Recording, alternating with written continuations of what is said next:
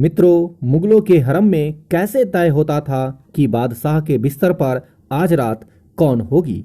मित्रों, इससे पहले कि आप इस हिस्ट्री में खो जाएं, इस चैनल को सब्सक्राइब अवश्य कर लें। तो मित्रों, जैसा कि आपको पता होगा कि बाबर, हुमायूं, अकबर और जहांगीर जैसे मुगल शासकों ने हमारे देश पे कई सालों तक राज किया। मुगल शासकों ने भारत में संस्कृति विकास का प्रसार किया, लेकिन मुगल शासक की कई ऐसे बातें हैं जिन्हें देखने की बनी रहती है, जानने की ललक रहती है, और इसमें से एक है मुगलों का हरम।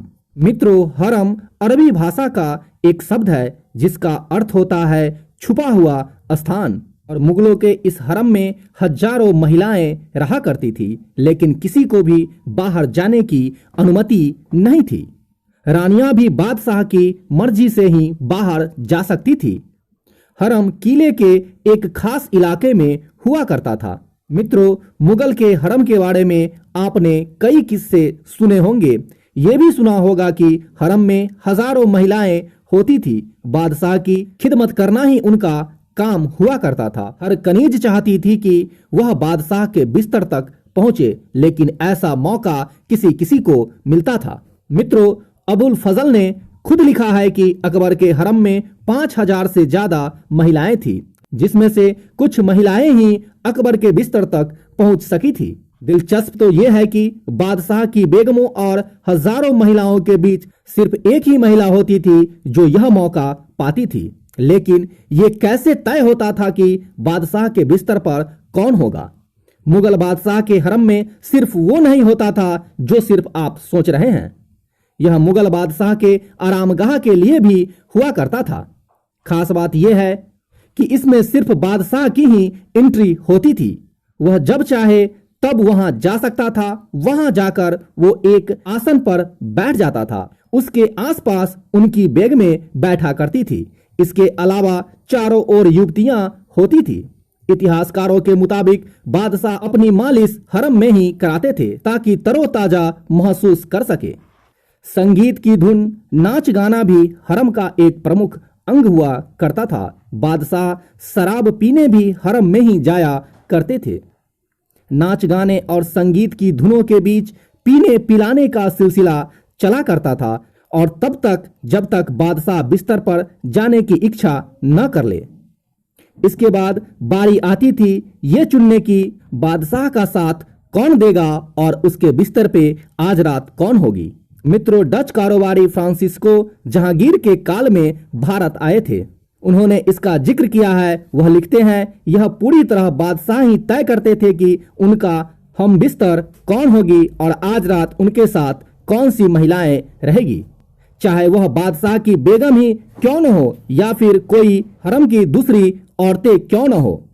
जिसमें खास बात यह थी कि बादशाह की इच्छा के खिलाफ कोई नहीं जा सकता था, क्योंकि उस समय बादशाह की इच्छा ही सर्वोपरि थी, इसलिए उसका विरोध करना किसी के बस में नहीं था।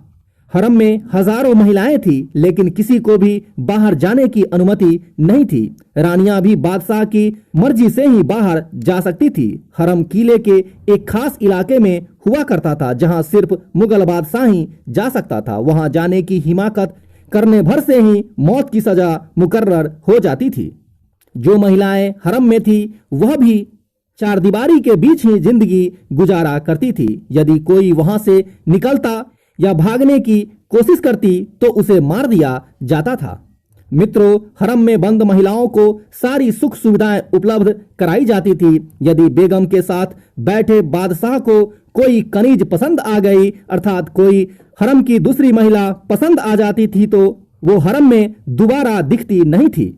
उसे रानी ही मरवा देती थी ताकि बादशाह उसे दोबारा न पुकारे। यह एक तरीके से बदला लेने का तरीका भी था। हरम की सुरक्षा किन्नरों के हाथ में हुआ करता था ताकि महिलाओं पर किसी और की नजर न पड़े, लेकिन हरम में दाखिल होने से किन्नर को भी मनाही ही थी। मित्रों, प्रथम मुगल शासक बाबर से लेकर बहादुर शाह जफर तक ने हरम स्थापित किए, लेकिन मुगल हरम का सही रूप अकबर से शुरू हुआ, जो जहांगीर के समय में अपने चरम पर पहुंचा। हालांकि औरंगजेब के साथ ही मुगल हरम अपनी पहचान खो बैठा, क्योंकि बाद में मुगल शासक का पतन हो गया। मुगल काल में कई जगहों पर शाही हरम थे, जैसे दिल्ली, आगरा, फतेहपुर सीकरी, लाहौर।